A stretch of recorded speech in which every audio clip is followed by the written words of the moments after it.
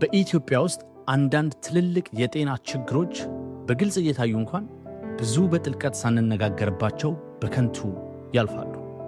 ስር የሰደደና ለአካል ጉዳት የሚዳርግ የጀርባ ህመም፣ በወቅቱ ሕክምና ማግኘት የማይችሉ ነፍሰ ጡሮች፣ የመድኃኒት እንክብል የማግኘት ዕድል ቢኖራቸው እንኳን ከህመም ጋር እንዴት መኖር እንዳለባቸውና ራሳቸውን መንከባከብ እንደሚገባቸው በቂ ግንዛቤ ያልተሰጣቸው ህሙማን በትምህርት ቤቶች፣ በክሊኒኮች፣ በፍርድ ቤቶችና በራሳቸው ማህበረሰብ ውስጥ ድምፃቸው እንዲሰማ የሚታገሉ አካል ጉዳተኞች፣ ብዙ የጤናና ማህበራዊ እንከኖች። ሆኖም ግን በዚህ ተከታታይ የፖድካስት ዶክመንተሪ ስለ ችግሮች አናወራም።